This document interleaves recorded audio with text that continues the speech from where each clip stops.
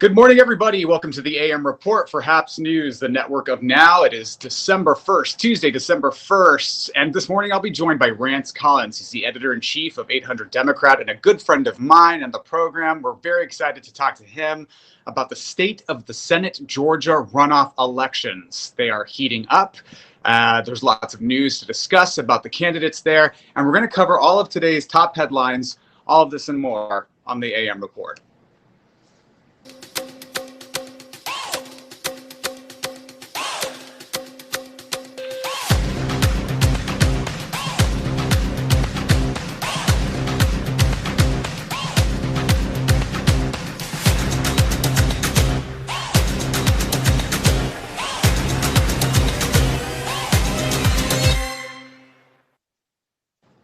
Good morning, everybody. Welcome to the program. I'm Alex Mahajer. I'm your host, and this morning we'll be joined in just a few moments by Rance Collins. He's the editor-in-chief of 800 Democrat to discuss the Georgia Senate runoff elections.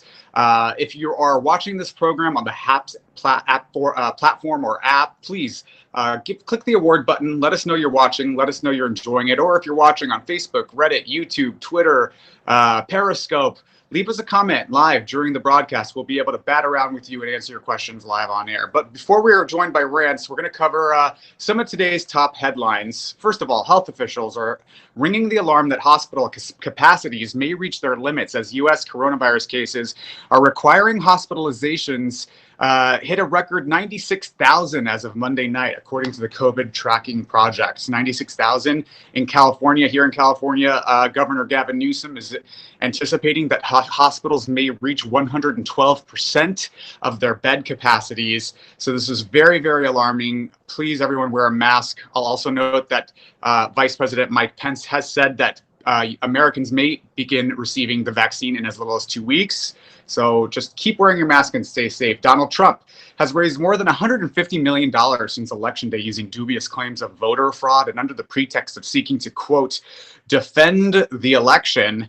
The grifter-in-chief has been raising a lot of money using those fake claims. Following the certification of election results in Arizona and Wisconsin yesterday, two White House advisors told CNN privately that, quote, Trump sees the scoreboard and understands he has no chance of hanging on to the presidency. See back to the previous news item about how he's raised $150 million, and you do the math about why it is that he's raising all of this money when he knows there's no chance to the White House. More than 940,000 mail-in ballots have been requested in Georgia for the January 5th Senate runoff election that will decide the power structure of the Senate and ultimately whether Joe Biden will be able to enact his agenda. And the two Senate races are going to come down to Democrats Jon Ossoff and Reverend Raphael Warnock, who are seeking to unseat, respectively, Kelly Loeffler, Senator Kelly Loeffler, and Senator David Perdue. And here to talk about those races this morning is Rance Collins. He's the editor-in-chief of 800 Democrat and a dear friend of mine. Good morning, Rance. Good morning. You know, Alex, I have to say, I don't think any two people in the world pronounce Kelly Loeffler's name the same way. Yesterday, I was watching cable news, and every single guest said, some said Loeffler, Loeffler, Loeffler, Leffler. I literally don't think that there's an agreed upon pronunciation. I may be right, or at least, I mean, I think you may be right. Who are you, Kelly Loeffler? Well, I think it does draw a very true parallel to how shady her dealings are with financial matters. Interesting you should say that, because we're talking this morning about these two Senate runoff elections that are happening January 5th. And so for a primer for the initiated, although the entire political world is now revolving around these races. But if you don't know, this is what's up. In the November 3rd general election, two Senate races were up in Georgia for election. They were the Senate seat of Kelly Loeffler, the Republican incumbent who was appointed to that seat in January of this year. Jon Ossoff was, Reverend Raphael Warnock was running to unseat her. And in the other Senate race, David Perdue, his term incumbent Republican. His term had reached its end, the final 6 years of his term. He's up for election, and Jon Ossoff, Democrat, ran to unseat him. Now, in both of these races, because of a weird rule in Georgia's election laws, if you don't reach above 50% of the vote, your race goes to a runoff with the top two vote getters in that race. So Jon Ossoff and David Perdue have gone off to a special runoff election January 5th. Reverend Raphael Warnock and Kelly Loeffler have gone off to their special election race in January. That's the primer. Okay. Yes. So, France, give us a little bit of the update as to where we are with the state of these races. Well, as far as I know that every time we talk about polls, we end up being in some type of should we trust polls argument. But as of right now, I think that everyone can agree that the races are essentially deadlocked. All of the polling shows them within a couple of points of each other. So you have two races that are pretty much anyone's game. And on top of that, you have massive fundraising efforts going into the races on both sides of the aisle, including some from some actors who we're not the biggest fans of. Donald Trump Jr. has started his own super PAC for Georgia. So there's a lot going on there. But the thing that I think is the most interesting development of this last week, which was on full display yesterday, whenever the RNC chairwoman was trying to rally some Georgia voters, and all they were doing were shooting questions at her about voter fraud, about how, like, why should we vote when the election's already been decided and all that stuff.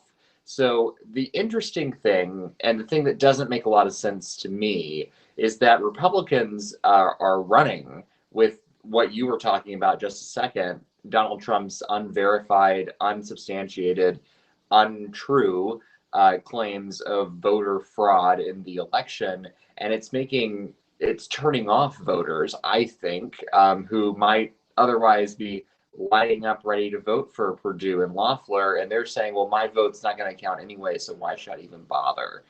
So that entire narrative seems to be blowing up a little bit in their faces. That said, we certainly can't take that for granted, and we need to continue to funnel as much into Georgia as we possibly can and get as many people registered as possible. Absolutely, Rance. We've got a lot of comments chiming in. I wanted to go through some of them. Carmen Adams is saying, good morning from San Diego. Hello. Carmen, thanks for joining the program. And what is probably my favorite comment that we've ever received, Rance, you and I, during a broadcast, because you and I tend to get some really funny ones, particularly from Reddit. Yes. Barker says, is this the Tight Shirt News Network? So I think we have to start a new TSN. network. The TSN. Good morning. Welcome to TSN, everybody. Thank you for that giggle this morning. What's funny is I don't think that for homosexual men, these are particularly tight shirts. I think that this is a pretty average level of tightness. Okay. Well, I don't know about all that, but listen, I don't know about all of that. Just run with TSN. We're good. Good Georgia, says Princess Funmi Iyabode Bolu Coker. Yes, Georgia. So Georgia. So now here, some interesting, what's really, really interesting is these stock trade scandals that are sort of rocking Congress right now. I want to play, I want to just show you guys a little bit of some of the headlines that have kind of dominated this conversation. We got David Perdue traded hundreds of thousands of worth of stocks while in the Senate Banking Committee. He also was sitting on a subcommittee with regards to the Navy and Navy spending, and he sold stocks based on information he got there. The same with Kelly Loeffler. So here's the timeline, really. On January 24th, the Senate Committees on Health and Foreign Relations held closed meetings with only senators present to brief them about the COVID-19 outbreak and how it would affect the United States.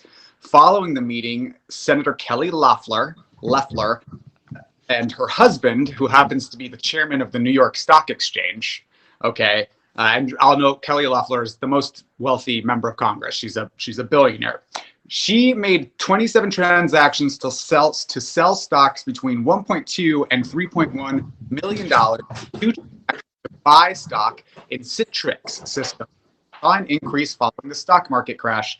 Senator David Perdue made a series of 112 transactions with stocks sold for nearly $1 million and bought stocks worth $1.8 million. And he started buying around $185,000 in stock in DuPont, a company that makes personal protective equipment, on the same day as the Senate briefing up to March 2nd.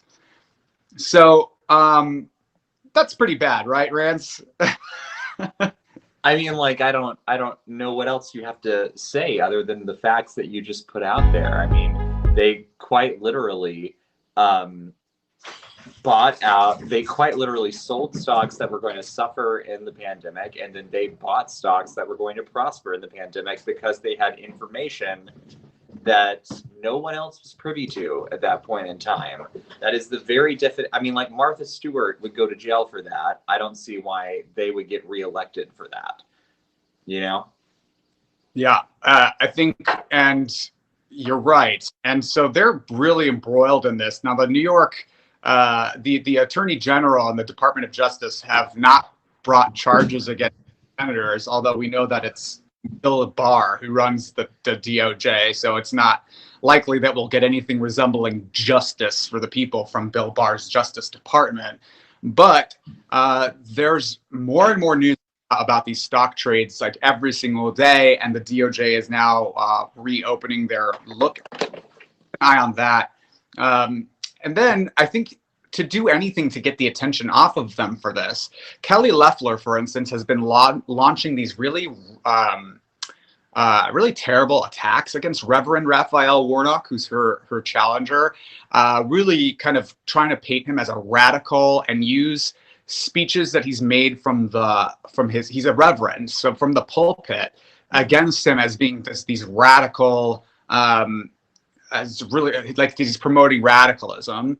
And his partner in this, Jon Ossoff, is the other Democratic candidate. They're really running as a pair. He appeared on MSNBC, and I want to play a clip for people talking about his relationship to Reverend Warnock, and also the lowness of what Kelly Loeffler has been doing in her attack ads. Let's listen to Jon Ossoff.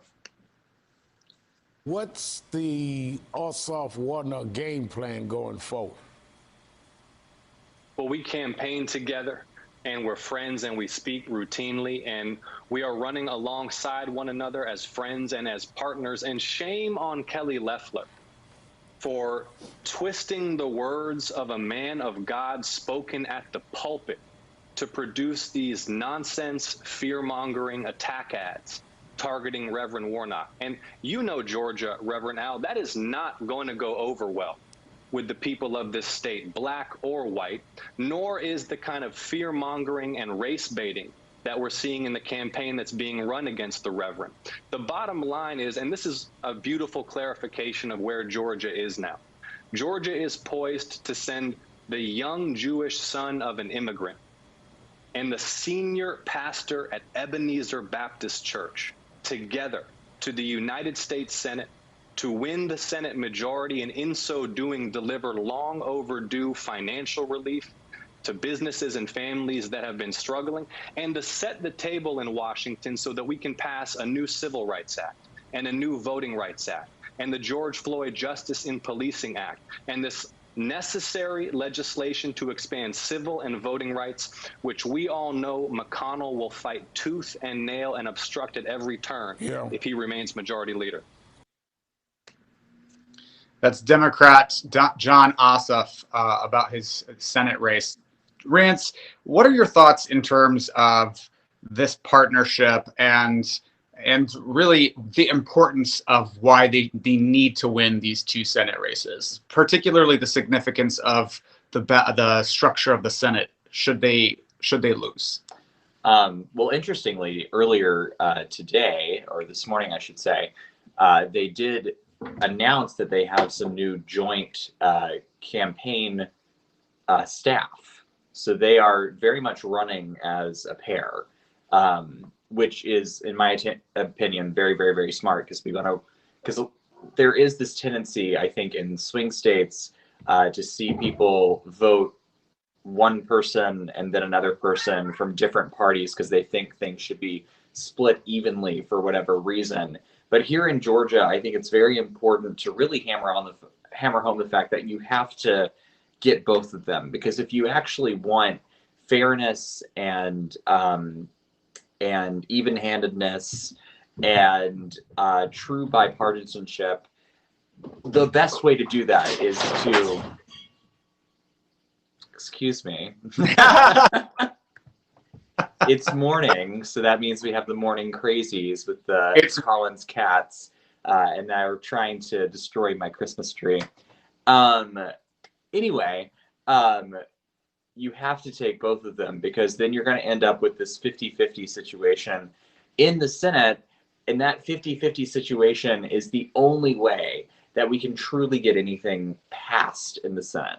And I'm not just talking about getting things passed as far as the Democratic agenda goes. What we learned whenever Mitch McConnell was in charge of the Senate while Barack Obama was president is that we learned he wouldn't look at anything Obama was doing, even things that had bipartisan support in Congress. Things that have bipartisan support in Congress right now are not even getting read in the Senate. That's how bad the situation is with Mitch McConnell in charge, with lackeys like David Perdue and Kelly Loeffler going around in lockstep, voting all the time with Donald Trump. Actually, Kelly Loeffler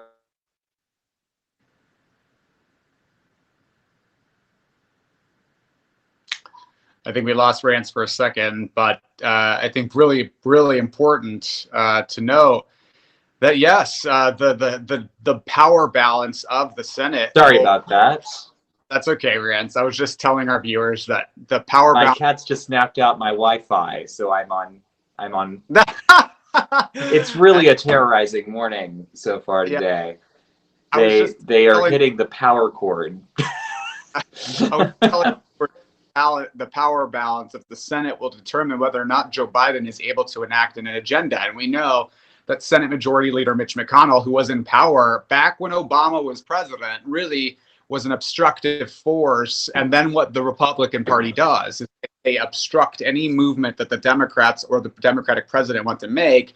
And then they say, oh, this president was feckless and didn't accomplish anything. But really, it's obstructionism of Mitch McConnell, who is the most dangerous person in American politics and one of the most corrupt and just not a good man, not a good senator, and doesn't have the best interest of the country at heart ever. He's always seeking to well, we would have a progressive majority on the Supreme Court right now if he hadn't stolen 2 seats from us. So Indeed. So this has been Rance Collins, editor of 800 Democrats. Where can people find you and support your work at 800 Democrat? Well, you could find me a cat sitter, first of all. And then, second of all, you can go to 800 Democrat. Sorry. You can go to 800 Democrat on our Facebook page, which is where we're most active, which is just the number 800 Democrat. You can go to letstake2.com. That's just the words, letstake2.com, in order to help us take the 2 Senate seats in Georgia. Donate whatever you can. Today is Giving Tuesday, so today is a great, great day to donate to help flip Georgia. Daniel Goff is calling you Cat Daddy. That's what I am. I'm a tight shirt to Cat Daddy. And this has been the Tight Shirt News Network. Thank you for joining. Thank you, Rance, for joining this morning. We'll talk to you soon. Bye. This has been the AM Report for HAPS News, the network of now. I'm Alex Mahajer. Thank you so much for joining this morning. We are live every weekday morning at 7:30 a.m. Pacific, 10:30 Eastern, with all of your quick political news and headlines. And Daniel Goff, just so you know, I am the father of a dog, and his name is Bruce Wayne. I am not a cat dad. Rance is a cat dad. I'm a dog dad. If you like this broadcast, please consider sponsoring it. You can buy me a cup of coffee or subscribe to the program at haps.tv/@Alex. or you can just watch every morning if you so choose. Check it out. Monday through Friday, 7:30 a.m. with all of your quick political news and headline to get your day started right. We will be back tomorrow morning. Thank you for joining and have a fantastic Tuesday. Bye-bye, everybody.